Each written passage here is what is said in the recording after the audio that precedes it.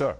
Now let's bring in Al Salvi. Now, he ran for the Senate as a Republican in the state of Illinois. He ran against Democrat Dick Durbin. This was back in 1996. Lois Lerner, now she's at the center of the current IRS scandal. At that time, she was at the Federal Election Commission.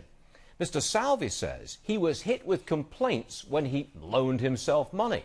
That's when Salvi said Ms. Lerner offered him this, and I'm quoting now: "If you promise never to run for office again, we'll drop this case."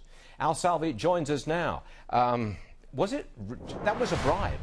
Get out of this race or else. Did she say that to you personally in a phone conversation, or was this written down somewhere? No, she said it. I asked her to put it in writing, but she said they don't do that, which made me think it was somewhat suspicious. How did you take it at the time? Well, the Federal Elections Commission went after me, and going back to '96, Stuart, this was a big story. It was on the front page of all the papers, and it really hurt my campaign and ultimately ruined my political career. Oh. Maybe that's for the best, but the point is that Lois Lerner, her accusation was proven to be without merit. The federal district court threw it out, and the federal appellate court agreed. But she went after me, and she made my life miserable for 4.5 years. Well, hold on a second, because I want to link this to the current IRS scandal, because there is, I think, a direct link. What Ms. Lerner did to you in 1996 when you were running against a prominent Democrat for the Senate of the United States of America, what she did back then is, in my opinion, mirrored to some degree in what she did with the tax-exempt office when Tea Party groups came to her for a tax exemption.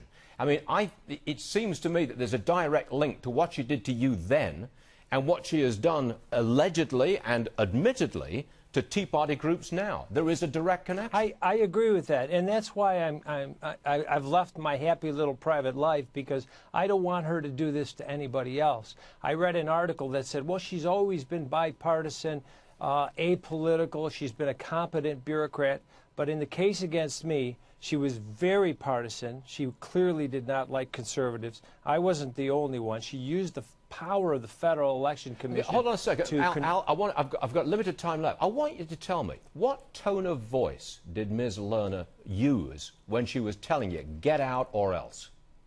Well, they are very powerful, and I was just one person, and I felt very threatened. And then after I won, this is something very important that I haven't been able to share yet. After we won the case and my political career was over, the newspapers didn't cover the fact that it turned out that I was right and the Federal Elections Commission was wrong.